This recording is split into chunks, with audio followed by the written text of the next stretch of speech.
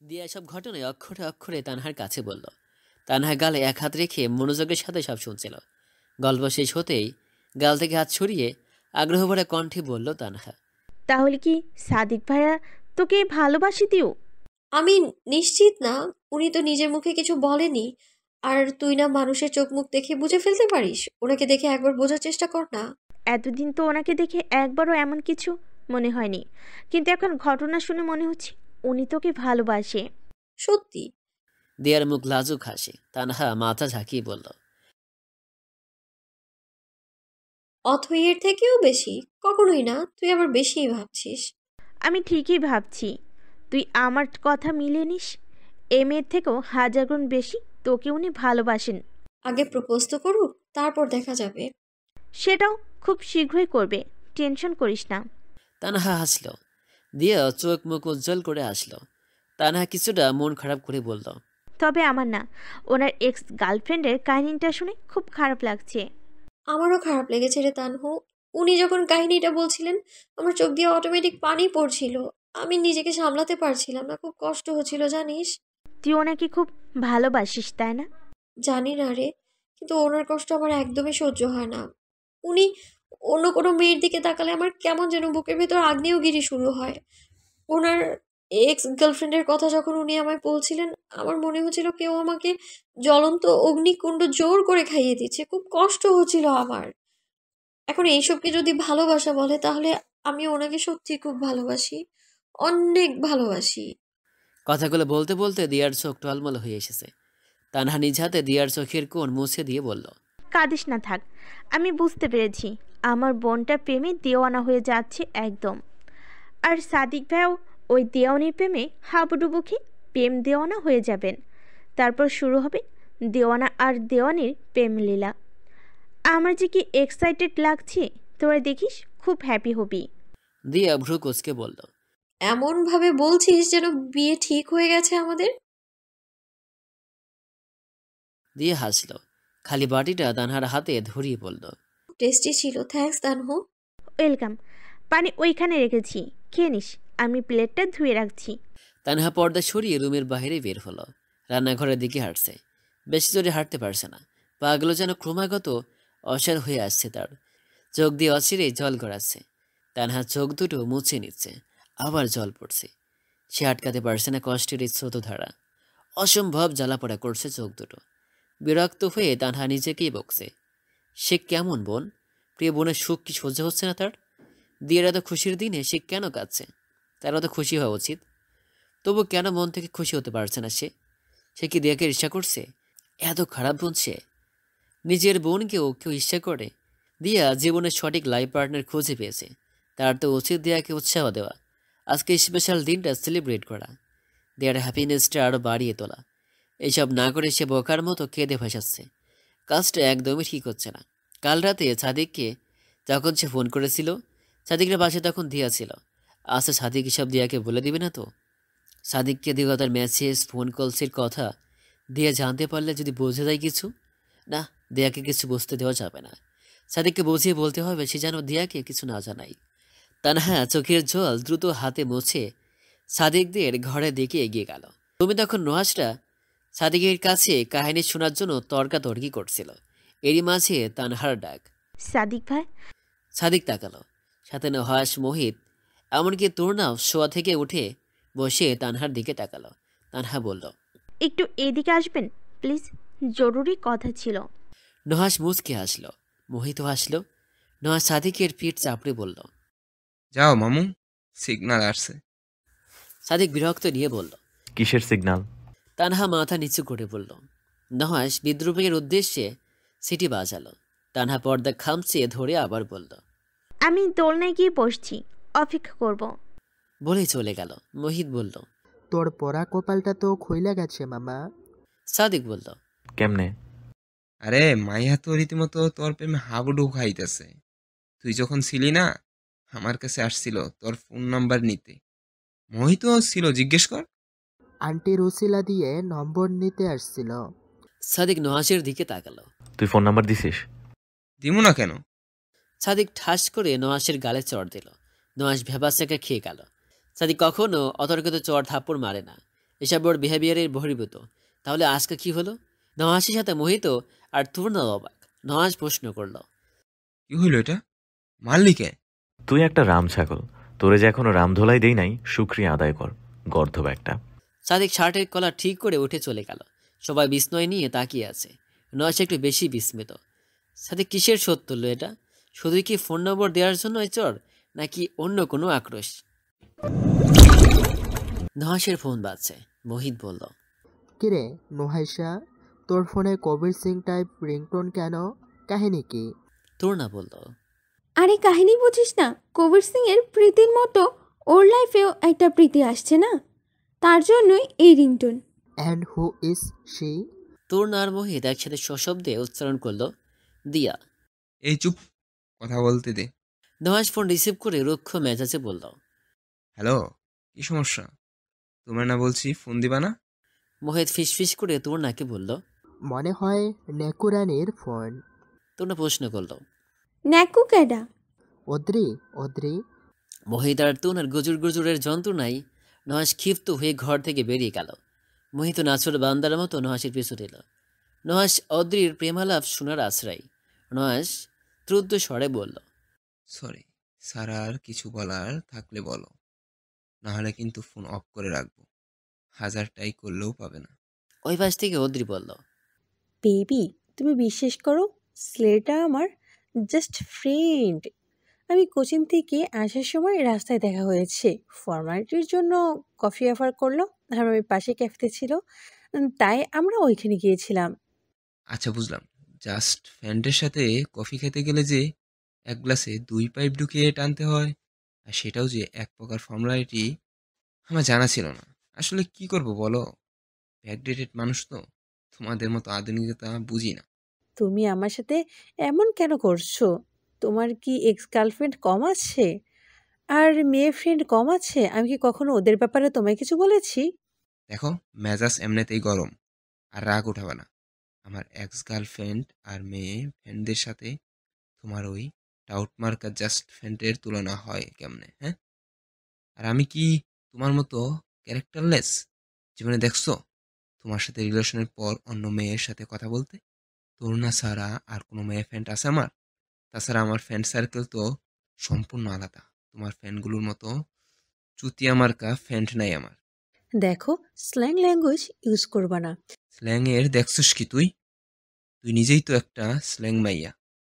তুই নিজের বিবেক দিয়া চিন্তা কইরা দেখ, যদি বিবেক থাকে তো ভালো কইরা ভাব, আমার সাথে কি কি করছস, কেমনে কত রকম ভাবে আমার ধোঁকা দিছস। কি ভাবছস আমি কিছু বুঝি না? তুই যে কি কারণে আমাদের সাথে চট্টগ্রামের ট্যুরে আসস নাই, ওইটা খুব ভালো মতো জানি আমি। ওই হারামজাদা নিষেধ করছিল তোর, তাই না? হারামজাদা? কাকে বলিস তুই? কে হারামজাদা? তুই নিজে একটা হারামজাদা শালা, নিজের ক্যারেক্টারে ঠিক নেই আর সে মানুষের জাজ করতে। আমি কি করব, কই যাব, কি খাবো, সব আমার ব্যাপার, আমার ফ্রিডম। তোকে কৈফত দেওয়ার প্রয়োজন মনে করি না আমি। ঠিক আছে যা, আমার ফোন দিলি কেন তাইলে? তোর জাস্টফ্রেন্ডের সাথে যা, তোর মতো বিশের সাথে থেকে আমিও টাইম ওয়েস্ট করতে চাই না। তুই জাস্টফ্রেন্ড পার্লফ্রেন্ড সব নিয়ে গুড়, আমার কি? খালি আমারে মুক্তি দে বোন। বোন? এখন আমি তোর বোন হয়ে গেলাম? শালা বেঈমান ইতর। হ, আমি বেইমান, আমি তোর, আর তুই একটা বিষ। মারা খা যা। তোর মতো এত নিজ মাইন্ডের মানুষের সাথে আমি রিলেশন করেছি ভাবতে আমার গা গোলাচ্ছে। ছি! আর তোর মতো ঠুট ঠুট করে লাইন কেটে গেছে। অদ্রি বেঁচে গেল, না হলে এখনই একটা বিশুদ্ধ বাংলা গাড়ি খেত। নওয়াজ তিক্ত মেজাজ নিয়ে ফোন পকেটে ভরে পেছন ফিরতেই দেখল মোহিত দাঁড়িয়ে আছে। মোহিতের দৃষ্টি নির্বাক, মুখে বিস্ময়ের হা। নওয়াজ ভ্রুকোচকে তাকালো। মোহিত বলল, কাহিনীটা কি হইল দোস্ত? নওয়াজ উত্তরে মোহিতকে শক্ত হাতে চড় মারল। এক চড়ে যেন মোহিতের চতুরতিক ভনফন করে উঠল। নওয়াজ রুমে ঢুকে গেল। আদ্রিকে গালি শোনাতে না পারার আক্ষেপটা যেন মোহিতকে চড় মারার মাধ্যমে পূর্ণ হয়েছে। এবার শান্তি লাগছে। সবুজ রঙের দোলনাটা হালকা দুলছে। তানহা আর সাদিক পাশাপাশি বসা। তানহা নিশ্চুপ, মাথা নিচু করে আছে। সাদিক প্রশ্ন করল, কি বলতে ডেকেছেন, একটু জলদি বলুন। প্রথমেই সরি বলতে চাই। সরি কেন? আপনাকে অহেতুক ফোন মেসেজ দিয়ে বিরক্ত করার জন্য। তাহলে আপনাকেও সরি, আমিও হয়তো খুব বেশি রুড বিহেভ করছিলাম। আপনি রুড ব্যবহার করেননি, বরং ঠিকই করেছেন। ভুলটা আমারই। এভাবে আপনার সাথে ঠাট্টা করা উচিত হয়নি আমার। তানহার কণ্ঠে চাপা কষ্টের অব্যক্ত আর্তনাদ। সাদিক কিছুটা আন্দাজ করতে পারল, নরম সুরে বলল, আপনি যদি আমার কথায় হার্ট হয়ে থাকেন তাহলে এক্সট্রিমলি সরি। আমার আসলে উচিত ছিল আপনাকে থ্যাঙ্কস জানানো। আপনি আমার অনেক টেক কেয়ার করেছেন, সেজন্য থ্যাঙ্কস। শুধু থ্যাঙ্কস না, অন্য কিছু চাই। অন্য কিছু কি? সাদিক ভ্রু কুঁচকাল। তানহা হাসার চেষ্টা করে বলল, তেমন কিছু না, শুধু একটা বিষয়ে কথা দিতে হবে। One kind of promise. কি প্রমিস? আপনার আর আমার মধ্যে এই পর্যন্ত যা কিছু হয়েছে সব আমরা আজকেই ভুলে যাব। এই বিষয়ে কখনো কারোর সাথে আলাপ করবেন না, বিশেষ করে দিয়ার সাথে তো করবেনই না। সাদিক বিভ্রান্ত হয়ে বলল, আমাদের মধ্যে ভুলে যাওয়ার কি আদৌ কিছু হয়েছে? তানহার বুকটা ধক করে উঠল। সেটাতে সাদিক জ্বরের মধ্যে ঘুমের ঘরে তানহাকে যে কথাগুলো বলেছিল তার কিছুই হয়তো এখন তার মনে নেই, কিন্তু তানহা চাইলেও সেসব কথা ভুলতে পারবে না। তানহা অপ্রস্তুত গলায় বলল, তবুও যেটুকু হয়েছে সেটুকুই কাউকে জানানোর দরকার নেই। দিয়াকে তো একদমই না। ওকে। দুজনেই চুপ। একটু পর সাদিক বলল, আর কিছু কি বলবেন? আর আর তানহা বলতে পারছে না, কি যেন বলতে গিয়ে গলাটা আটকে আসছে বারবার। দিয়াকে ভালো রাখবেন। মুখে ওড়না চেপে এক দৌড়ে ঘরে ঢুকে গেল তানহা। সাদিক উঠে দাঁড়ালো, স্তব্ধ হয়ে দাঁড়িয়ে রইল, কিছুই যেন বুঝে উঠতে পারল না। বাগানবাড়ি উঠানটা কোলাহলপূর্ণ বেশ। সন্ধ্যার জমজমাট আসর জমেছে। ছোট্ট বাচ্চারা খেলাধুলায় মেতে উঠেছে। চারদিকে হইচই, সবার মনের বিমর্ষতার ছাপ যেন আস্তে আস্তে প্রচ্ছন্ন নিচ্ছে। সবুজ রঙের দোলনাটায় বসে আছে দুই বোন, দিয়ার মেজ খালামণি আর ছোট খালামণি। দুজনের খোঁজ গল্পে ব্যস্ত। মেজ খালামণির দুই মেয়ে মণি আর প্রাণ পুরো মাঠ জুড়ে দৌড়ে বেড়াচ্ছে। তোফা তাদের সাথে বরফ পানি খেলায় ব্যস্ত। বাবার মৃত্যুর 6 দিন পর এই প্রথম মেয়েটির মুখে উজ্জ্বল হাসি ফুটেছে। তানহাও মোটামুটি হাসি খুশি একটা মেজাজ নিয়ে ঘুরে বেড়াচ্ছে। দুপুরের কথা চিন্তা করে এখন আর তেমন একটা খারাপ লাগছে না তার। যে মেয়ের বাবার মৃত্যুর শোক কাটিয়ে উঠতে এক রাতের বেশি সময় লাগেনি, সেই মেয়ের কি প্রেমে ব্যর্থ হয়ে হতাশায় জর্জরিত থাকা মানে? কখনোই না। যে কোনো পরিস্থিতিতে নিজেকে সামলে ফেলতে পারে। দিয়ার নানি সেই তখন থেকে এদিক ওদিক ছুটাছুটি করছেন। সবাইকে নাস্তা পানি এগিয়ে দেওয়ার উদ্দেশ্যেই এত ব্যস্ততা ওনার। আজকে মোটামুটি সবাই প্রফুল্ল চিত্তে চারদিক বিচরণ করছে। তানহা আর ঋষির সাথে এতক্ষণ আড্ডা দিচ্ছিল দিয়া। হঠাৎ মণি, প্রাণ আর তোফা টেনে নিয়ে আসলো দিয়াকে তাদের সাথে বরফ পানি খেলার জন্য। দিয়ার শিশুসুলভ আচরণের জন্য বাচ্চাদের মধ্যে বেশ জনপ্রিয় সে, আর এটাই দিয়ার পছন্দ। কিন্তু আজকে দৌড়াদৌড়ি করতে একদম ভালো লাগছে না। আশেপাশে সাদিককে খুঁজছে সেই কখন থেকে। নহাস, মোহিত, তরুণা বড় পেয়ারা গাছটার নিচে চিকন রাস্তার মাঝ বরাবর দাঁড়িয়ে নিজেদের মতন সময় কাটাচ্ছে। সাদিক তাদের সাথে নেই। দৌড়ঝাঁপ করে ক্লান্ত হয়ে সাদা ফুলের গাছটার পেছনে ঢালু পাহাড়ি রাস্তার দিকে এগিয়ে যাচ্ছে দিয়া। জায়গাটা দিয়ার পছন্দের। বৃষ্টির আগমনের সময় মেঘে ঢাকা আকাশটা যখন এক অন্য রূপে আত্মপ্রকাশ করে, মৃদুমন্দ বাতাস চেয়ে ওঠে সব কিছু, তখন এই জায়গাটায় দিয়া বসে থাকে। প্রকৃতির অমায়িক স্পর্শ অনুভব করে শান্তি পায়। বৃষ্টিতে ভিজাতে না পারলেও মনের প্রশান্তিটা যেন 16 গলায় পূর্ণ হয়ে ওঠে চমৎকার সেই দৃশ্য পরিদর্শনের মাধ্যমে। এখন অবশ্য বৃষ্টির আসার কোনো আশঙ্কা নেই। দিয়ে ঢালু জায়গাটার পৌঁছাতে হালকা আলোর ঝলকানি দেখতে পেল। প্রথমে ভয় পেলেও পরে বুঝতে পারলো এটা সাদিক। রঙিন পাতার বড়সড় গাছের সাথে আরামে পিঠ ঠেকিয়ে বসে ফোন টিপছে। দিয়া খুশি হয়ে সাদিকের পাশে বসল। সাদিক দিয়াকে দেখতে পেয়ে হাসি দিল। দিয়া খানিক হাঁপাচ্ছে, তাই দেখে সাদিক বলল, এভাবে হাঁপাচ্ছ কেন? বাচ্চাদের সাথে তুমিও দৌড়াদৌড়ি করেছো নাকি? দিয়া ক্লান্ত স্বরে বলল, হ্যাঁ, টায়ার্ড লাগছে এখন। পানি খাবে? খেতে ইচ্ছে করছে কিন্তু উঠতে ইচ্ছে করছে না। একটু বসে থাকি তারপর। উঠতে হবে না, আমার কাছে পানি আছে। সাদিক পানির বোতলটা দিয়ার দিকে ছুরি মারল। দিয়া ক্যাচ ধরল, বলল, বাহ, সবকিছু নিয়েই বসেছেন দেখছি। এখানে কি করেন? অ্যাসাইনমেন্ট। কিসের অ্যাসাইনমেন্ট? ভার্সিটির। পরে সময় পাওয়া যাবে না, তাই এখন থেকেই করে রাখছি। ফ্রি বসে থাকার চেয়ে কাজে এগিয়ে রাখা ভালো। দিয়ার মন হালকা খারাপ হলো। বোতলে মুখ লাগাতে লাগাতে বলল, আপনারা কাল চলে যাচ্ছেন তাই না? সাদিক ভারী কণ্ঠে বলল। হুম। কি দরকার এত তাড়াতাড়ি চলে যাওয়ার? আর কটা দিন থাকেন না।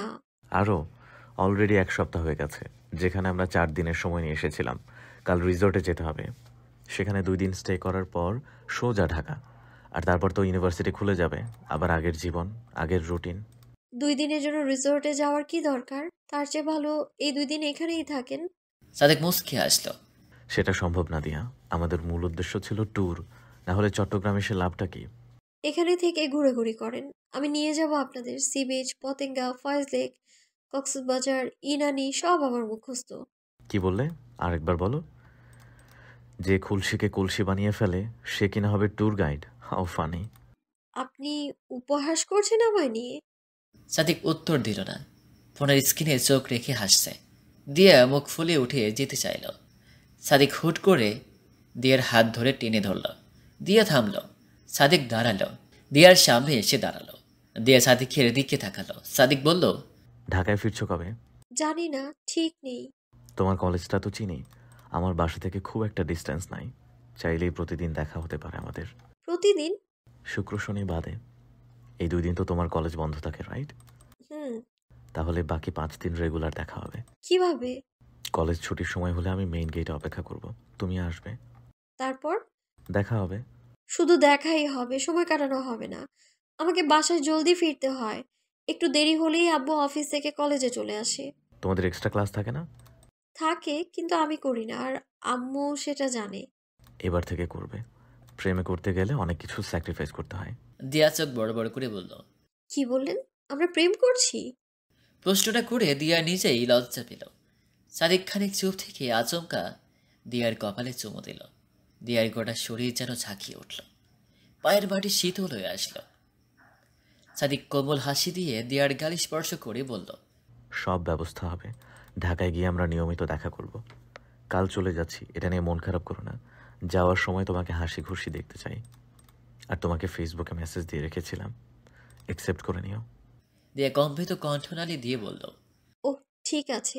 ইদানিং ফেসবুক চেক করার সময় হয় না, তাই দেখাও হয়নি।